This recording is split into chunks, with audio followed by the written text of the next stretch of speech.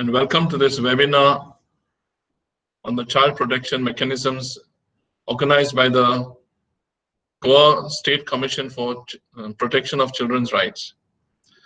This is one of the almost the last series of webinars that we have conducted over this month and a half on various topics. Today we are discussing about childline protection mechanisms, and for that we have three resource persons who are directly from the field, who have experience in the field, and we are glad to have amidst us Mr. Divya Rafael, Sister Rincy Sebastian, and Mr. Peter Borges. All three of them have got very grassroots level experience in their respective fields, and we are glad to have their presence today over here for this webinar. I welcome each one of you who are participating in this. Simple ground rules for us to have a very smooth functioning of this webinar. All the participants should keep their mics muted. They can open it, put it on only when they want to ask questions, which will be at the end of the three speakers giving us their input. You can type your questions, whichever you have, in the chat box. I shall take those questions from the chat box and refer them to the speakers or address them as in how the questions are placed before us. I wish you all a very fruitful interaction at this moment, and I welcome Sister Divya Rafael, who is the nodal officer of Childline, as a coordinator of the nodal office of Childline in Goa. She will give us detail about Childline services as a protection mechanism. Sister Divya has got a master's in social work from the Rajagiri College of Social Sciences. She worked with street children in Cochin, and subsequently, for the past 6 years, now she is the coordinator of the nodal office of Childline. The various aspects about Childline she will share with us. I don't want to get into her input. I will limit myself over here and welcome Sister Divya to kindly share your input before the participants. It's over to Sister Divya. Thank you.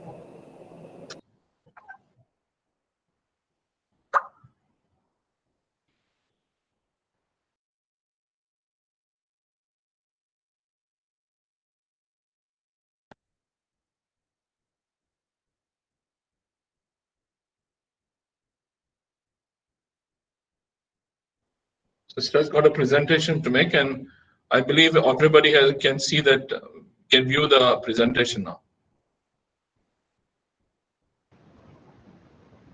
Just make it full screen.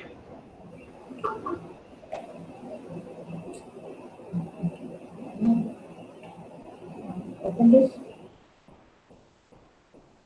This one first. To make it full screen. Yes, Father. Is it visible now? Yes, that's okay. That's fine. Okay. Good evening, everybody. It is my privilege to present to you Childline, its structure in the state of Goa and its operational mode. Childline is India's first and only 24-hour free emergency telephone outreach service for children in distress. It is an effective model that has been imitated and followed by 140 countries in the world. Childline is a unique partnership model. It is the single largest government NGO partnership between the Ministry of Women and Child Development and civil society organizations. It is implemented through social franchising, anchored by Childline India Foundation and implemented by district and city-based organizations. It engages with state and district level administration for its smooth functioning in the state.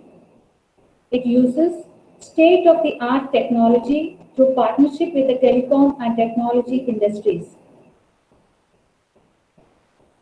Major milestones spanned by Childline in India. In 1996, Childline began as a field action project of the Tata Institute of Social Sciences in Mumbai. In 1998, it received support from the Ministry of Social Justice and Empowerment in a scheme for street children. In 1999, Childline India Foundation was founded and Childline project from TISS was transferred to Childline India Foundation. In 2006, the Ministry of Social Justice and Empowerment support was transferred to the Ministry of Women and Child Development, and CIF was recognized as Mother NGO. In 2009, this project was financed through the Integrated Child Protection Scheme. Some important landmarks. In 2011, the first centralized Childline Contact Center or the call center was operationalized in Thane, Mumbai, followed by the Childline Contact Centers in Gurgaon, Mumbai, Kolkata, Chennai, and Bangalore. By 2014, 6 Childline Contact Centers were established in India. Calls from Goa ring in Mumbai, and from there, these are transferred to the case intervention units. Childline India Foundation is the nodal agency of the Union Ministry of Women and Child Development for Child Protection Services. It acts as a parent organization for setting up, managing, monitoring childline services all across the country. According to the latest data as on 9th October 2020, childline services are available to children across 595 cities and districts, covering all states and union territories, that is about 80% of India. This is possible through a well-integrated network of 1,059 partner organizations, including 132 child help desks at important railway stations. Childline is involved with more than 3 million children across the country, offering them care and protection. This is the core intervention model of Childline. Once a call is received at Childline Contact Center on the Childline toll-free number 1098, it is answered by a trained Childline Contact Officer. If the call is for information, the CCO, the Childline Contact Officer, will provide information. And if the call is an emergency call, the Childline Contact Officer will list the details of the case and make an outbound call to the district Childline Center in the city from the place where the call originated. Then the DCL, the District Childline Unit, takes over the case. Once the emergency intervention is done, the DCL reports back to the CCC to complete the case documentation. Intervention model. Any child or a concerned adult can call 1098. It gets connected to Childline Contact Center. And if the call requires emergency help, it is transferred to DCL.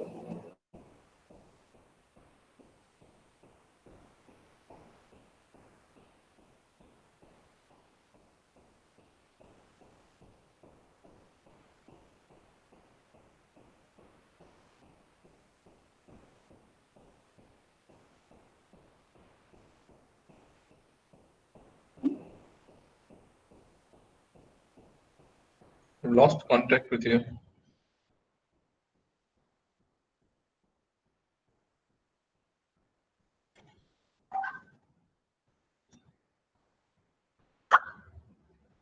Divya?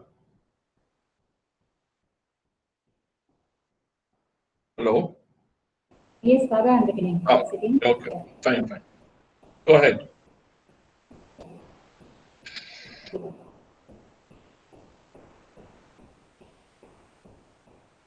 Is it visible now, Father? Yes, just make it full screen once again. Yeah, that's all. Fine.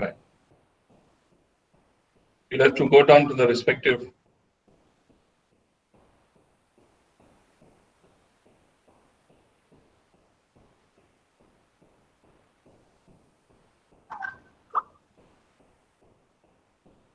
Yes.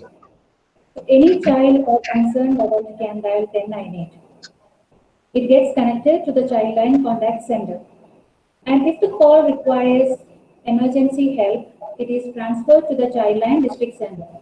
The Childline team reaches out to the child within 60 minutes. And then the emergency intervention is done by providing emotional support, food, medical help, etc. If the child is in need of care and protection, the child is produced before the Child Welfare Committee. The Childline team also assists the CWC to implement the order. If the case requires police assistance, we assist the child and the family to lodge a complaint. Childline also works as a referral system, linking children to professional counseling and other relevant services. Childline not only responds to emergency needs, but also links them to relevant services for their long-term care and rehabilitation. These are some of the areas where children are helped by Childline. Children living on the streets and addicted to drugs and substance abuse, children needing medical help, those who go missing, those who are victims of trafficking and abuse, mentally ill children, children forced into labor and begging, HIV/AIDS infected affected children, children with special needs, those who are forced into marriage, children in conflict with law, and children affected by disaster, etc. Now, I would like to explain the operational structure of Childline in a district. Childline Contact Center at CCC is a 24-hour centralized calling agency handling facility operating from 6 locations in India. The calls are answered by trained personnel who handle these sensitive calls and connect with the local Childline centers for necessary intervention. In every district, there should be one nodal Childline center. It facilitates training, documentation, awareness, and advocacy related activities. The nodal agency provides support to the case intervention units and coordinates their activities. There should be one district Childline center or the emergency intervention unit in every district. The DCL responds and intervenes to the transferred calls from CCC and direct calls from concerned persons or vulnerable children. Railway Childline Child Help Desk. This is a new venture by the Ministry of Women and Child Development in collaboration with the Ministry of Railways. We know that India's railway network is often misused for transporting children for trafficking and other exploitation. This is one of the reasons why Childline and other organizations have advocated the need for focused programs and special intervention at important railway stations to prevent child trafficking and child abuse. A Childline worker manages the child help desk 24/7, watchful and attentive to perceive and help children in distress or children in suspicious circumstances in and around the railway stations. This is the operational mode of Railway Childline. Identify or locate children who are lost, runaways, or in any kind of distress. Inform the station manager and the Railway Protection Force immediately that there is a child who is in distress. Dial 1098 and register the case with Childline Contact Center. Assist the Railway Protection Force to rescue the child, counsel the child, collect information about his or her whereabouts, etc. Then inform the CWC, accompany the child and support the child and make him or her feel comfortable to meet the CWC. If the case is an outstation case, we use the Childline network to trace the family, and then follows rehabilitation and repatriation as per the CWC order. There are 4 Childline centers in Goa. The Nodal Childline Center is managed by Nirmala Education Society, Alpino. A Railway Child Help Desk, Railway Childline, managed by Caritas Goa, is located on platform number 1 at Madgaon Railway Station. The District Childline Intervention Unit for North Goa, managed by Caritas Goa again, is located at Panaji. Besides, a District Childline Intervention Unit in South Goa is managed by Don Bosco Konkan Development Society, located behind Holy Spirit Church, Madgaon.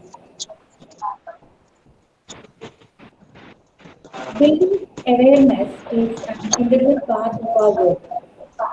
Childline success is measured not by the number of calls we receive, but also by significant levels of awareness created by Childline. Our awareness strategies aim at empowering children to dial 1098 when they are in crisis, and subsequently building partnerships across society where each one has a role to play in protecting children.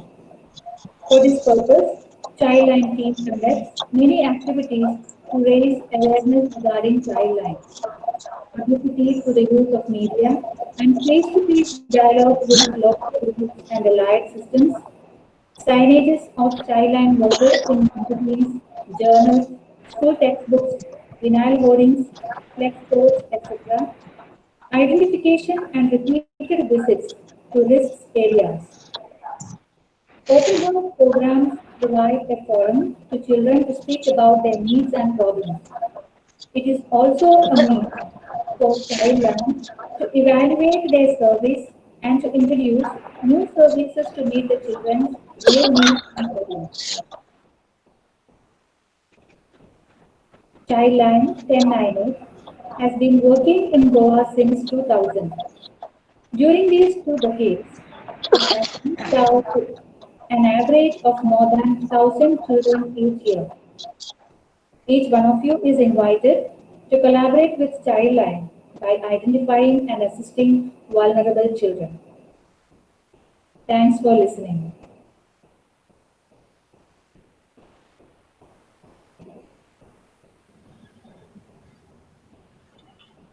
Thank you, Sister Divya, for the concise sharing of the Childline services here in all over how we are connected with the national team, as well as how we are working over here. As you have clearly expressed that we have the nodal office.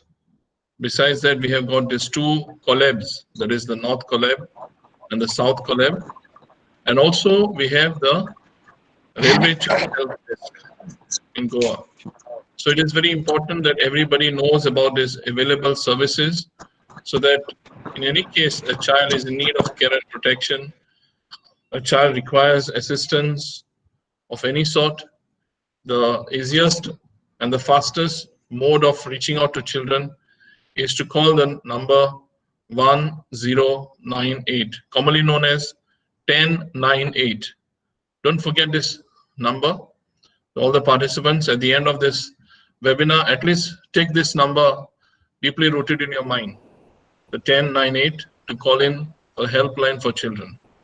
Thank you very much once again, Sister Divya Raphael, for the beautiful sharing that you completed in a specified time. I now invite Sister Rincy Sebastian to speak about adoption, demystifying adoption rather. Because today people are very apprehensive, people are ill-informed about the beautiful concept of adoption. Sister Rincy will share with us the whole procedures of how to get into this. Sister Rincy has completed her Masters in Social Work, the MSW, from Mahatma Gandhi University in Kottayam, Kerala. For the 7 years, she worked as a project coordinator. For 7 years, she worked as a project coordinator in Kerala among the victims of sexual exploitation. Subsequently, she worked in Mumbai for 2 years, again with victims of sexual exploitation. For the past 6 years now, she's working under Caritas as a project coordinator for adoption program. So I invite Sister Rincy Sebastian to kindly do your presentation and explain to us the processes involved in adoption. Thank you. It's over to Sister Rincy.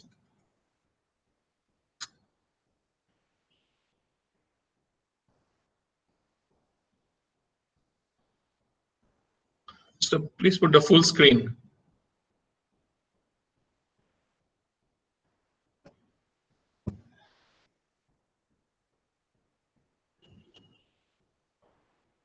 Yeah, go ahead. It's visible.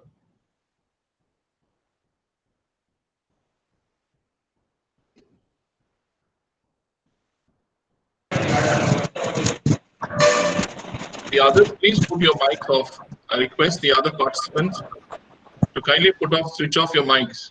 If you are Rita Marathe, please put off your mic. Yeah, thank you.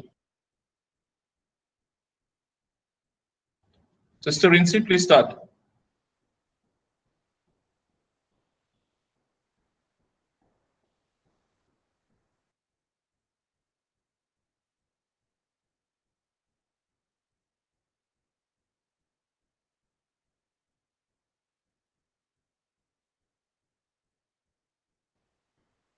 Sister?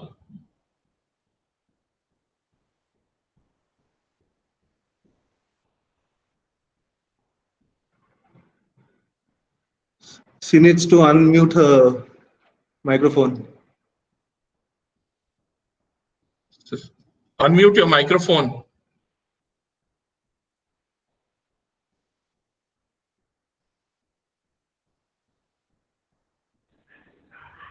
Yeah.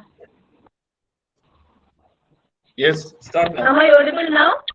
Yes, yes, yes. Okay, fine. Yeah. Sorry for the interruption. So today I will be presenting before you on adoption based on the Juvenile Justice, Care and Protection of Children Act 2015 and Adoption Guidelines Governing Adoptions of Children 2015 and Adoption Regulation 2017. So unfortunately my network is weak, so I'm not able to do the presentation. So I asked Sister Divya to assist me in the presentation.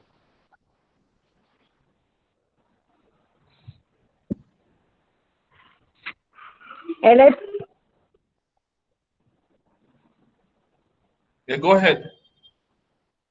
Okay, so we shall be speaking about the adoption. So first of all, what does it mean by adoption? Adoption means it's a legal procedure that allows a person or persons to become the parent or parents of a child, even though the parents and child are not related by blood. But in every other way, adoptive parents are child's parents. So when I speak about adoption, I need to say few things about the CARA. CARA, Central Adoption Resource Authority, is a statutory body of Ministry of Women and Child Development, Government of India. It functions as a nodal body for adoption of children, Indian children, and is mandated to monitor and regulate in-country and inter-country adoption. CARA primarily deals with adoption, its specialized adoption agencies. So there are mainly three principles governing adoption. When we look into adoption, we can see, first of all, that is the best interest of the child. Keeping in view of the best interest of children and recognizing that a loving family environment is most conducive for the overall well-being and growth of the child. Secondly, it is a priority for Indian citizens. That is, keeping in mind the socio-cultural background of the child. The third principle is the confidentiality. That is, the authority and the STA, Specialized Adoption Agency, need to keep the confidentiality of the adoptive parents and the child. Now let's see which child is eligible for adoption. Any orphan or abandoned or surrendered child declared legally free for adoption by the Child Welfare Committee are eligible for adoption. So there are few criteria For the prospective adoptive parents, here again I shall call them as PAPs. The PAPs need to be physically, mentally, and emotionally stable and financially sound. In case of married couple, consent of both the spouses are required. In case of single female, she can adopt a child of any gender, whereas a single male is eligible to adopt only a male child. For the married couple, they should have at least 2 years of stable marital relationship. The minimum age difference between the child and either of the PAPs shall not be less than 25 years. Now we shall see the age of the PAP and the child. If the maximum composite age of a PAP is 90 years, that is 45 and 45, they are eligible to adopt a child 0 to 4 years. And if the maximum composite age of a PAP, if it is 100 years, that is 50 and 50 in case of single, they are eligible to adopt a child above 4 years and up to 8 years. And if the composite age of a PAP is 110, they are eligible to adopt a child between 8 and 18. Now let us look into the different documents that is required for adoption. First of all, that is the present or the current family photograph or the photograph of the person who is adopting the child. The PAN card of both the adoptive parents are a mandatory document. Birth certificate or proof of birth of the prospective adoptive parents are needed. And fourth document is the proof of residence. So in the proof of residence, there are different documents they are speaking about, that the parents' Aadhaar card, election card, water bill, electricity bill, or passport. Any one of the documents is mandatory. Then proof of income of the last year. So the income certificate, it can be the salary slip or income certificate issued by the government or the income tax return.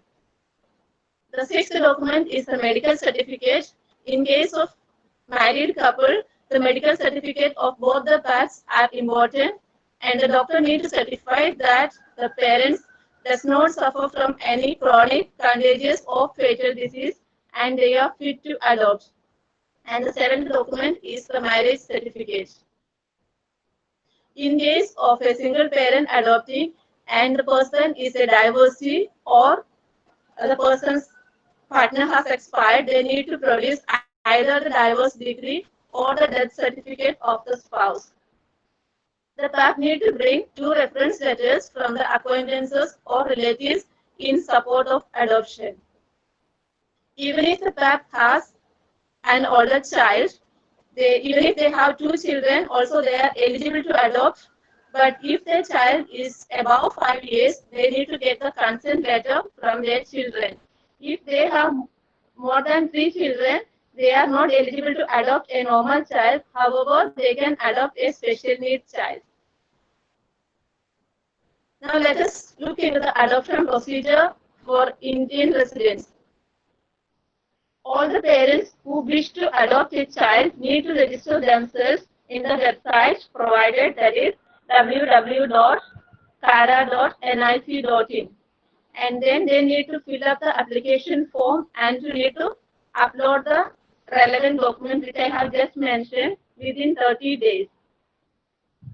And the PAP can select any desired state. They can select either one state or more than 2-3 states, or even they can select all India. And the selection of a state, it shows that the PAP has registered in all the adoption agencies of that particular state. The PAP need to upload all the documents within 30 days. After the registration, the PAP receives a registration number and a password.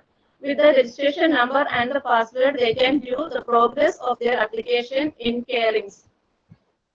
While registering themselves, they shall choose a specialized adoption agency that is for the purpose of conducting the home study.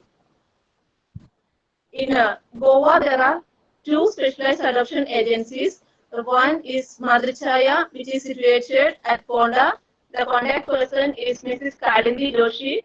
The second adoption agency is Caritas Goa, whose contact person is Father Maverick Fernandez, who is with us.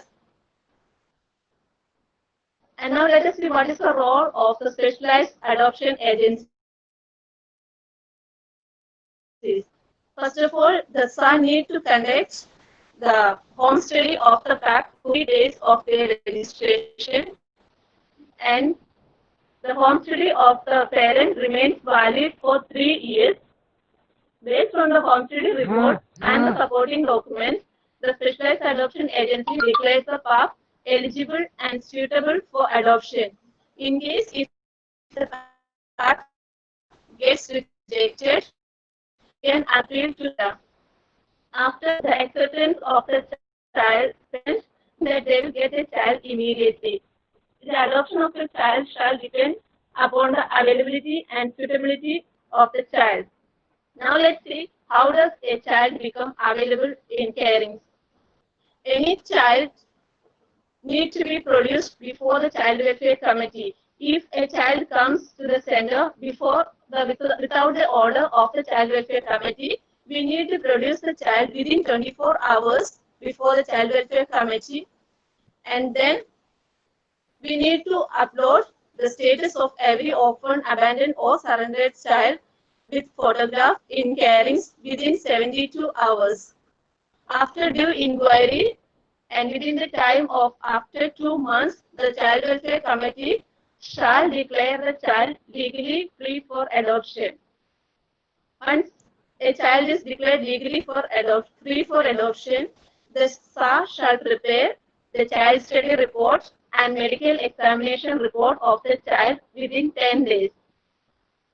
After preparing it, the SAR need to upload the order of the child declared legally free for adoption, the child study report, medical examination report, and the photograph of the child in the carings.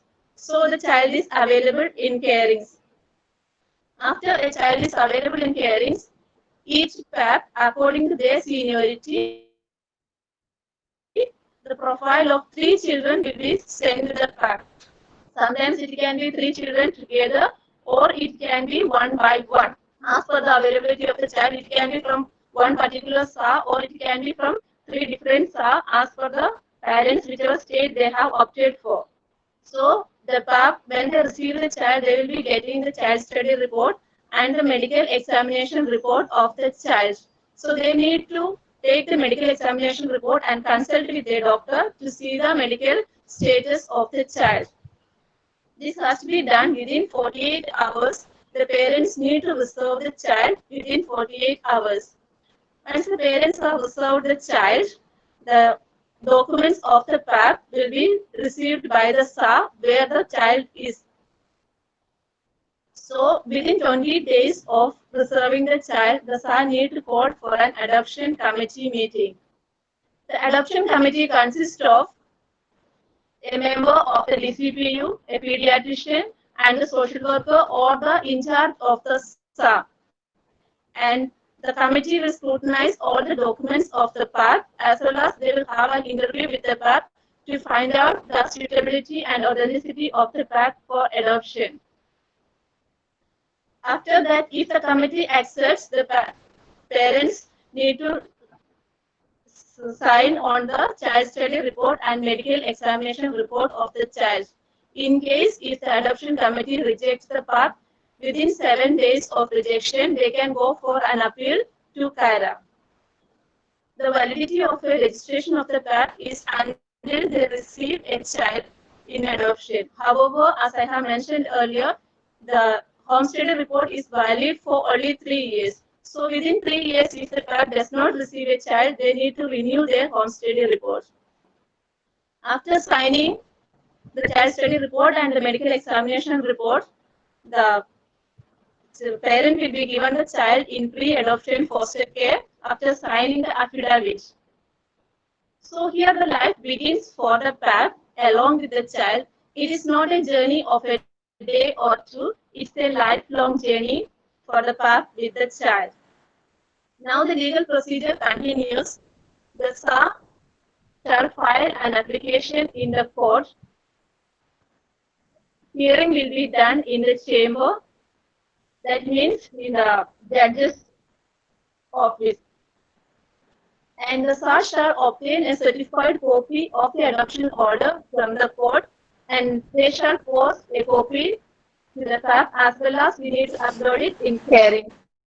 After receiving the court order, the SAR shall again apply for a new birth certificate, in which it will be written the name of the FAP as the parents of the child and their grandparents' name. However, the date of birth and the place of birth cannot be changed. Once the FAP receives the court order and the birth certificate, the adoption is complete. However, the SAR which has conducted the home study need to do the follow-up of the child for the next 2 years with an regular interval of 6 months. So I have spoke mainly about the adoption. So I just need to conclude it. There are mainly 3 stages of adoption, that is getting started, adoption process, and post-adoption follow-up. So in the getting started, we can see the parents register online for adopting a child and upload their documents in Carings. Home study conducted by a social worker of the SAR and upload on Carings. Paths based on choice and eligibility are referred profile of a legally free children. Paths reserve a child within 48 hours. Matching of the paths within the child with the child is done by the adoption committee within 20 days. Acceptance of the child by the PAP and taking the child in pre-adoption foster care. Filing the petition by the SAR in the district where the child or specialized adoption agency is located within 10 days of acceptance. That is, after having heard the petition in camera, that is in judge's chamber, will dispose the case within 2 months of the filing the petition. Application and issuance of the birth certificate within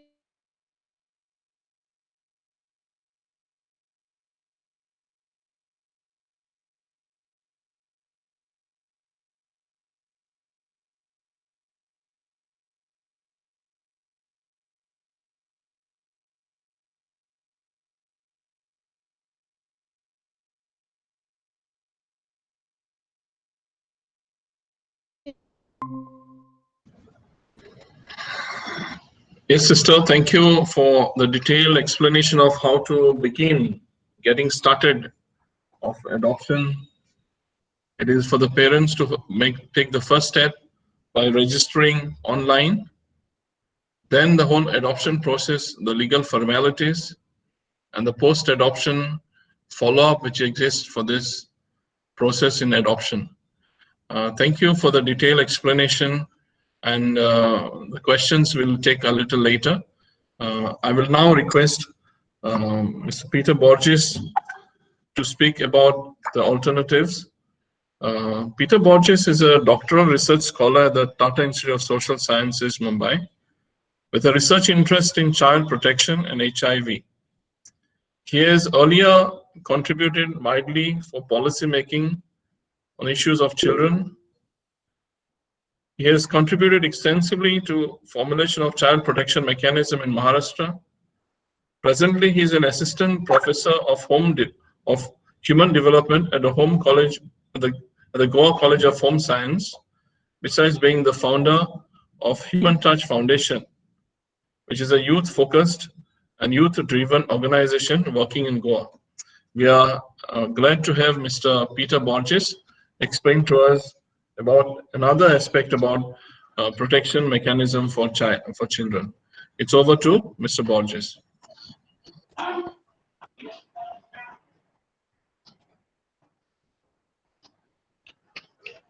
Hello. Yes, Peter. Hello. Can hear you. Go ahead.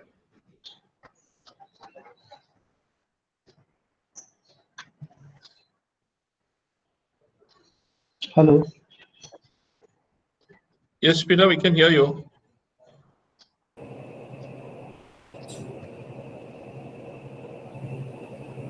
Hello. Hello.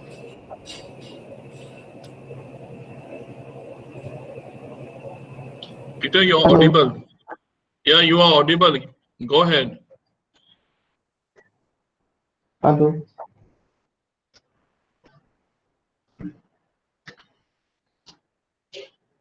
I can hear you, Peter. Go ahead. Yeah.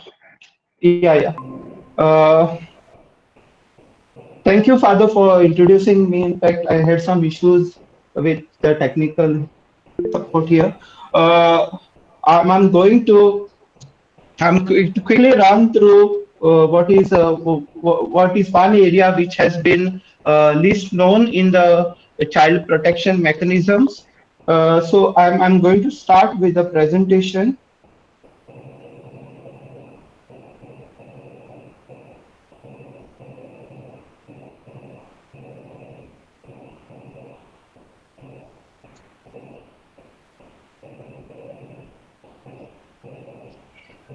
Hope my screen is seen. Yes, yes. Go Yeah, ahead. yeah. So I'll basically, as I said at the start of the session, that this is one area where there is not much knowledge and not much effort by either the government bodies Babu Naik, or the. Peter, just a minute. Babu Naik, you're presenting. Please stop that. Let only Peter present. Babu Naik, you please stop presenting because it's disturbing the screen.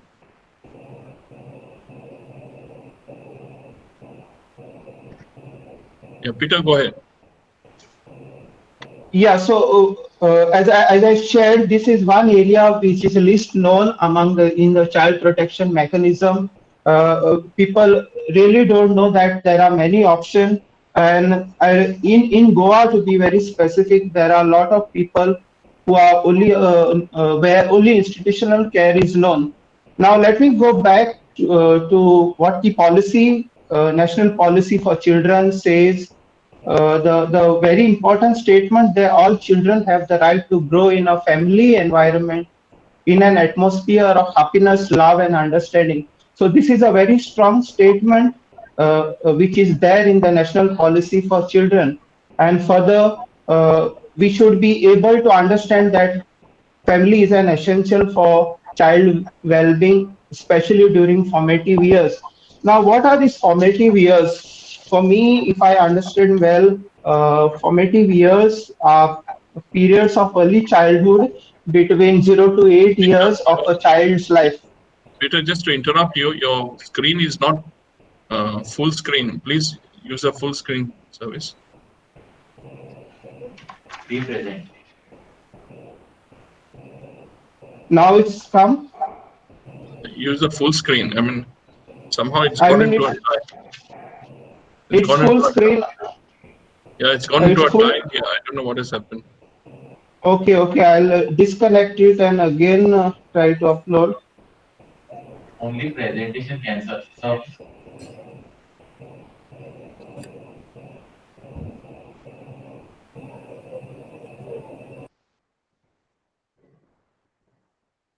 Now it's come. Yes. Okay, that's okay. Oh, Go ahead. Go ahead. yeah. Yeah, so I was trying to just make you understand what is the importance of family, especially the role of family in the formative years of a child, that is basically 0 to 8 years, where there is a period of rapid cognitive, intellectual, social, emotional, and physical development of a child. So this development occurs based on the child response and the environment in which the child lives. So it's very important for us to stress that for any child to grow up healthy and in a well protected manner, the family is nurtured, a nurturing and stable family is required. Uh, Further, when a family is ideally best suited for the child, uh, while family is ideally best suited for the child, in the absence of family or family support, state is mandated to provide protection. So basically, there are two aspects here which I have highlighted. One is absence of family, and one is family support. If these two are not there, then the state comes into picture where it is supposed to provide care and protection to the child. And the state also has to initiate appropriate measures through laws, policies, and schemes within the current system of care for the vulnerable children. Now, here what we see, I'll run through how the whole system works.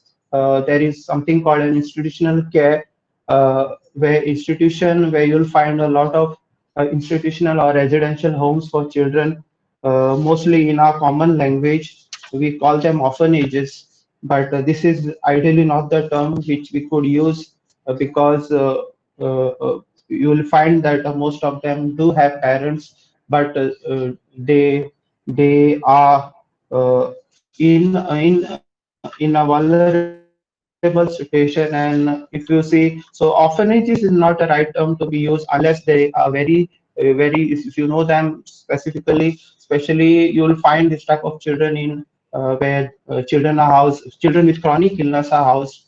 So in those type of circumstances, you'll find a lot of complete orphans. So this is how the whole system works. We have children in conflict with law and children in need of care and protection.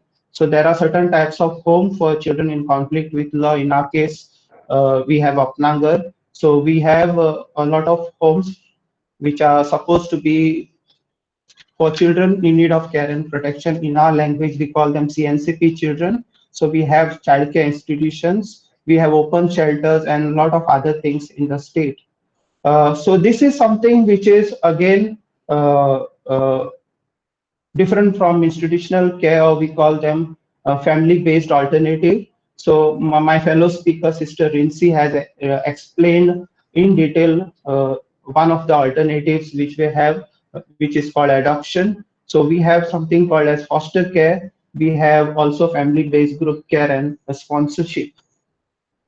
There are also some organizations which are doing a lot of outreach program. With their intervention, a lot of children don't end up coming to the institutions. So they have a lot of outreach program, counseling centers, and other intervention, which becomes a lot of help to families who are really struggling and who would want to put their children in institution. This is another type of care, aftercare we call them. So any child who is brought up in the institutional care after the age of 18, they are supposed to be mainstream into the society, transition into the society with some additional support till the attain the age of 21 as per the Juvenile Justice Act. So we have aftercare hostel, group homes, and things like that. Now, I'm really want to stress on this particular point, which is very important for us to understand. In India as well as globally, safe and appropriate biological family is identified as the best place for care, best place for children. So the next option is non-institutional care followed by institutional care. So if we really see the child protection system, first comes the family, second comes the non-institutional care, and if non-institutional care really doesn't work, then we have to put the child in the institutional care. So what I want to conclude here is institutional care is the last resort for children. So we should make sure that children don't end up in institutional care without exploring the other options. There are several studies which are there in public domain where there are a lot of negative impacts of the institutional long-term institutionalized of the child approved.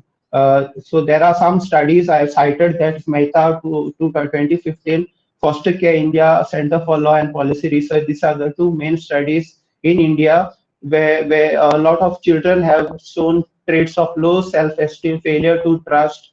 They have constituted a term called institutional child syndrome. So this is the negative impact of long-term institutionalized for any child. Now, deinstitutionalization is a continuous process. So even if children are there in the institution, every effort should be made so that if any admission is coming, there should be some intervention done so that the children doesn't get admitted into the CCI. Retention of children, again, unnecessary retention. If you see possibilities of them getting adopted, or if you see possibilities of them getting into foster care or any other alternative care, efforts should be done. So even if they are by some reason they're in the institution, they should काबार होतो बस अडेगो तसं चालेल 4 अंक बस they should मी आता clean they should give effort should be made for find collaborate community based alternatives children for the institution. So it's always the role. There's some lot of disturbances. Yeah, others, please switch off your. I can hear people talking. I kindly request the others to switch off your mics. Please cooperate. So Peter, continue. finding and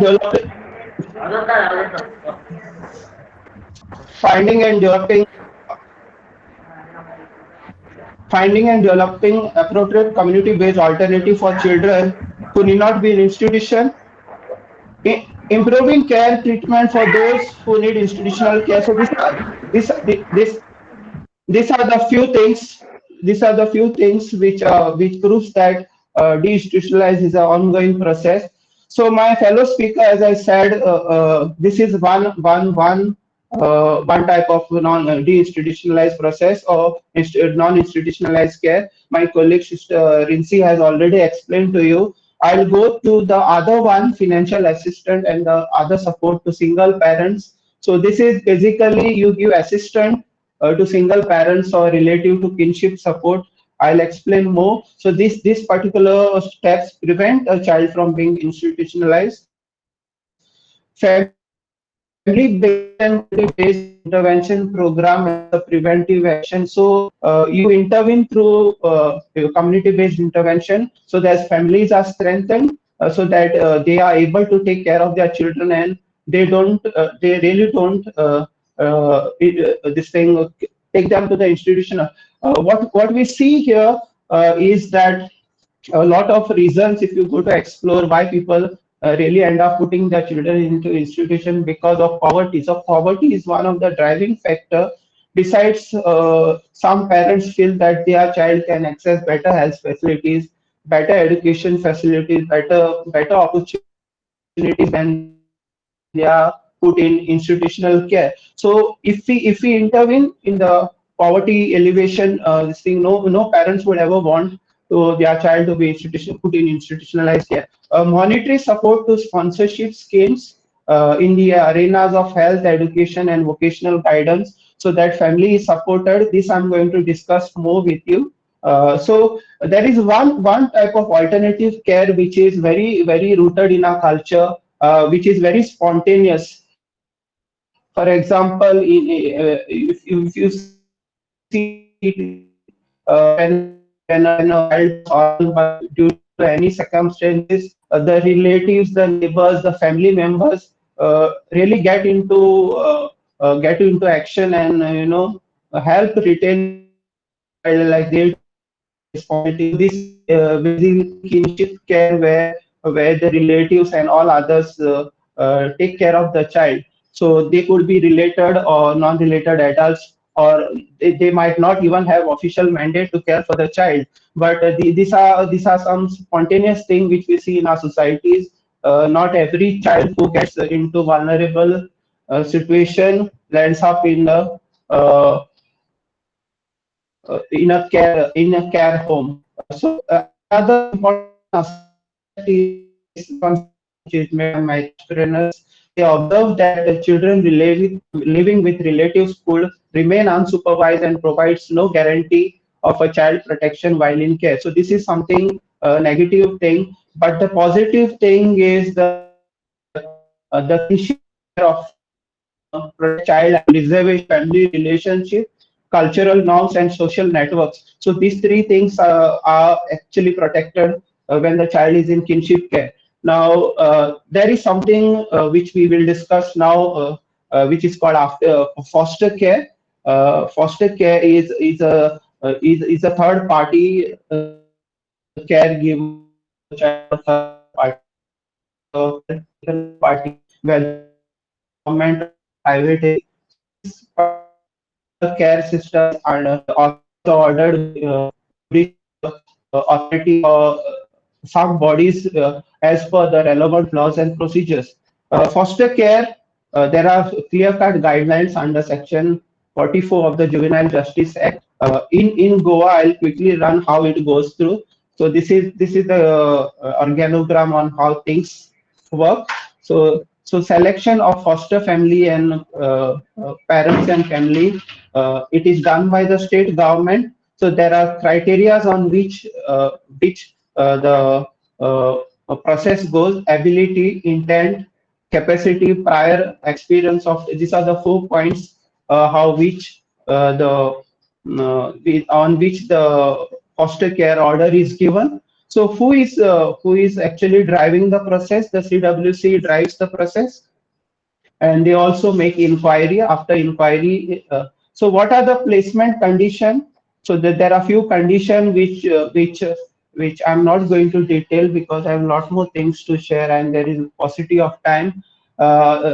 Few of the siblings need to be kept together as far. So if there are brothers and sisters, they need to be kept together. Child may return to biological parent when they become fit. Foster family takes responsibility of providing education and whatever needs which are there of the child. No adaptable child to be placed in foster care for a long term. So it's a short term thing.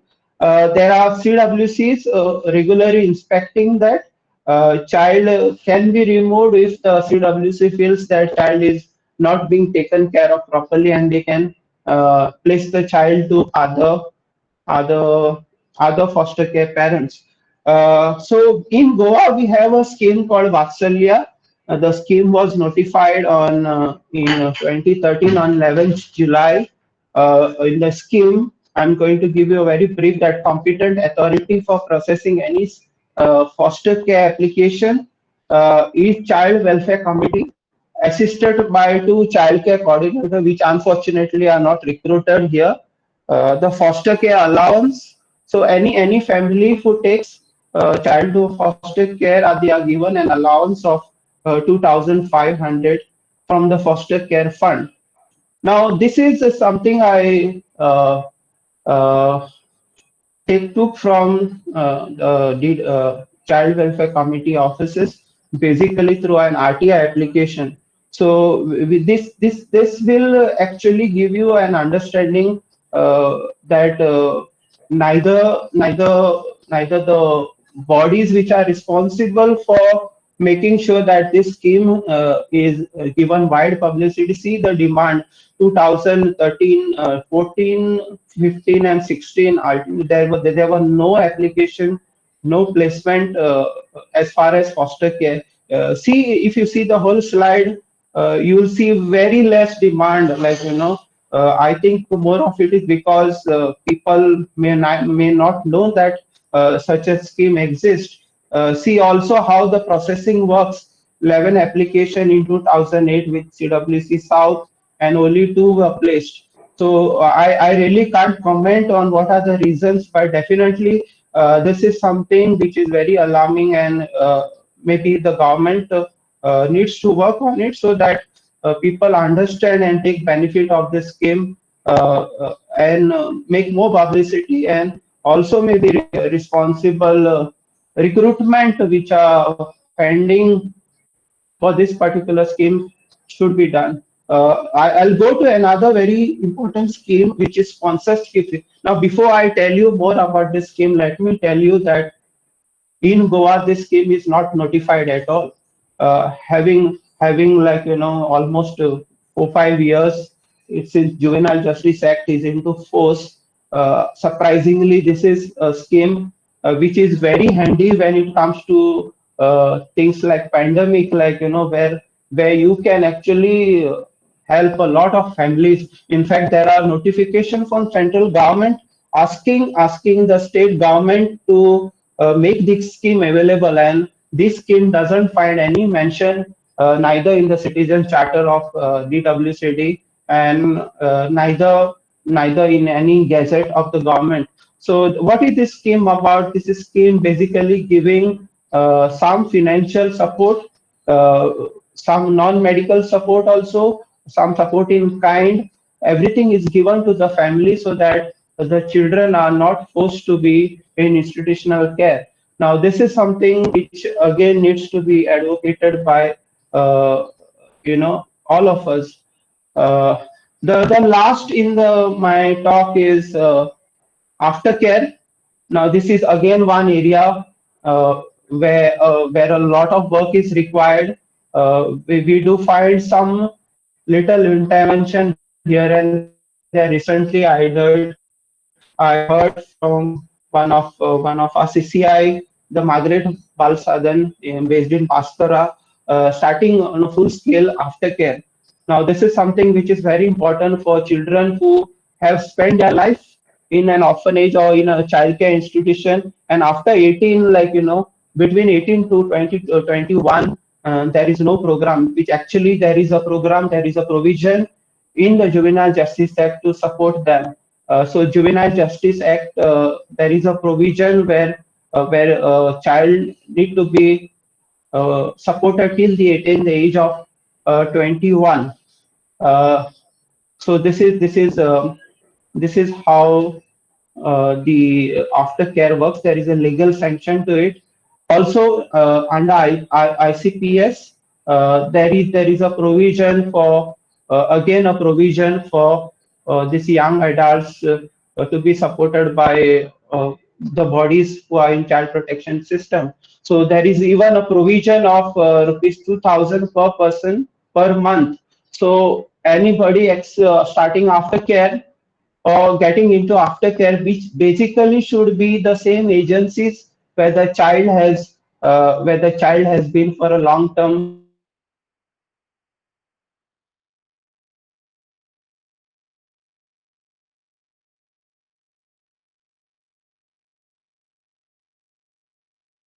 and not exactly aftercare, but children who have come to me after the maybe 19, 20 age, where after living outside or after going through a rough phase. So this is something which is important. So as far as for aftercare, there was a notification on 4th of August 2016 by the former director of WCD.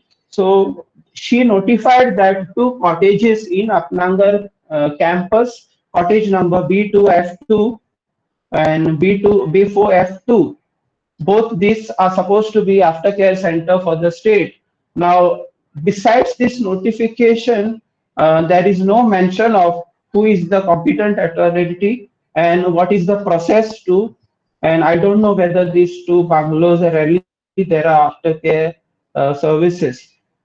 No, so that's the end of my presentation. I have referred to some resources there, which were part of my presentation.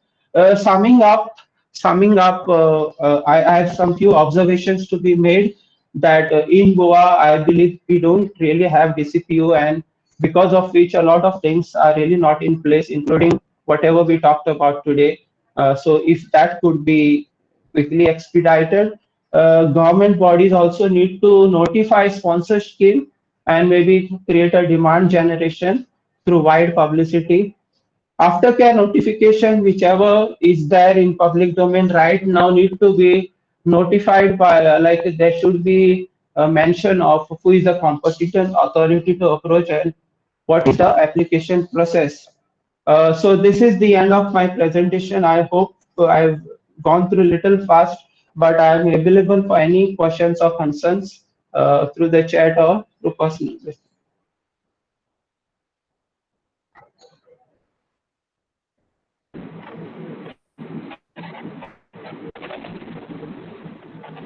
Yeah, thank you very much, Peter, for the detailed explanation of the non-institutional care, the alternate care that exists for people apart from the institutionalization of children.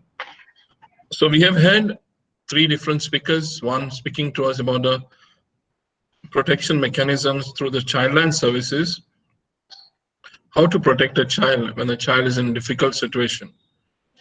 We also had one of the areas of non-institutionalization care as an adoption process. In detail, we understood that.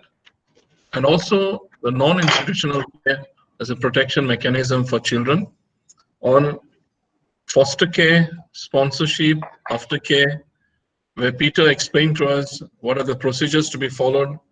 He also presented to us the gaps that exist in the functioning and the operations of these in non-institutional care.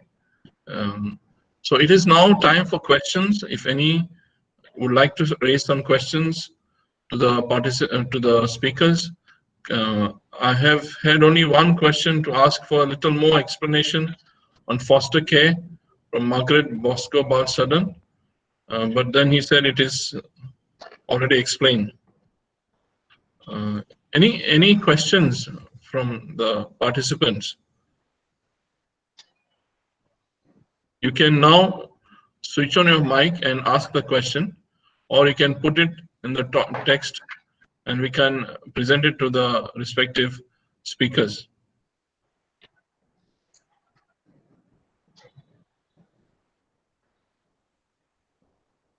One question that comes up: what are the government benefits given by the WCD for home care for children, such as distribution of food or guest connection?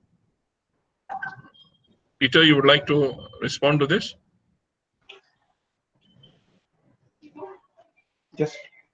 Yes. I don't believe that there are exclusive programs by the DWCD, but social protection is something which is actually spread across all departments. So we call that mainstreaming or integrated approach, interdepartmental coordination. So from what I know, to my knowledge, for especially this kind of children comes under what we known as priority households under Antodaya Anna Yojana. So there are 17 categories which are actually notified by the Civil Supplies Department, where it is made very easy for them to access food. Gas connection, yes, there is a scheme for gas connection too, where certain household with certain criteria are given gas connection, which is either subsidized or I think there is a scheme which also give. I can get back to you on this particular thing regarding gas, but I do believe that it exists. There is a thing. How do you select foster parents? What are the criteria for selection of parents? So as I explained to you in the presentation, there are I think others should please mute off your mics, because otherwise it gets a little disturbing what the speaker is saying. Continue, Peter. Yeah, so there are few criteria like ability of the parent, intent. So intent, and now these are very heavy words, which only the people who are actually doing that inquiry will have some documentation which they will follow and submit a report. So CWC, both the district have CWC, which is the competent authority for foster care. So they actually get this report done, which we call a social investigation report or inquiry report, done through some either through a childline or either through their own visit or through the child care coordinators, which are unfortunately not recruited in the state. So all will depends upon how there are various forms which are designed. So all will depend upon the report. Even in the case of adoption, there is something called investigation or home report, which is done so everything depends upon report. So there are no clear cut guidelines like everything will depend upon the report.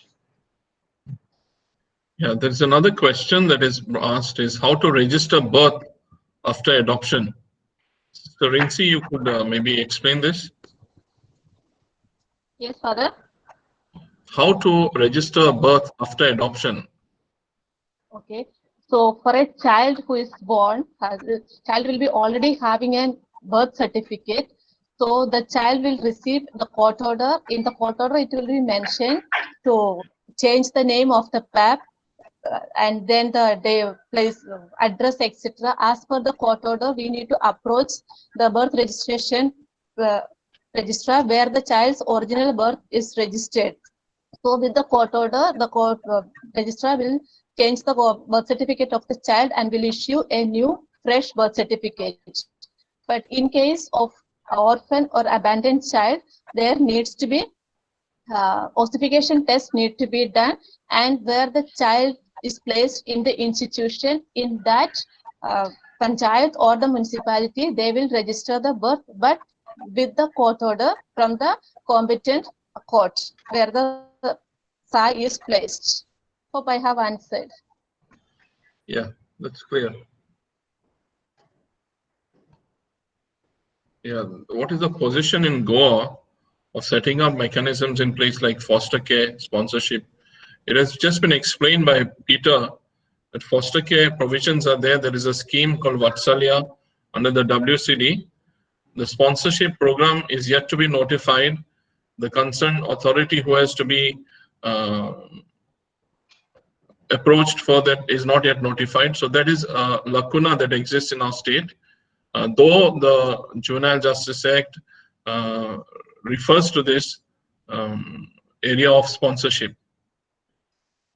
Peter, you would like to add something more?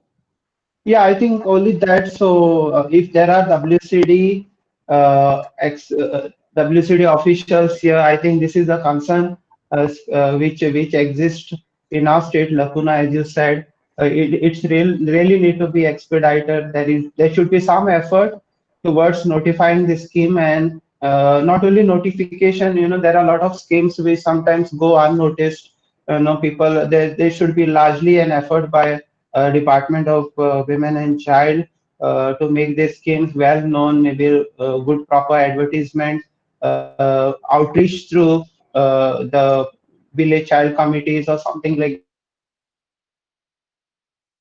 a lot of it is known. Yeah. Thank you. Any more questions for anyone of the speakers? The chat box has been cleared already from any question that exists. Any straight questions that you want to ask?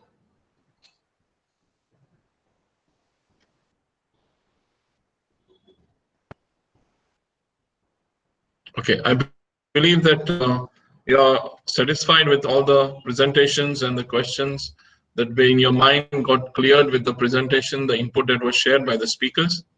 I thank Sister Divya Raphael for giving us an update and a clear presentation of the childline services in the state of Goa as a protection mechanism. So don't forget to remember this number, 1098. In North Goa we have, and in South Goa we have these two collabs besides the nodal office. And also we have the Childline Help Desk at the Margao railway station. This was introduced precisely because many cases of missing, of abduction, of trafficking are being handled at the Margao Child Help Desk. So it was a clear presentation on the childline services as a protection mechanism.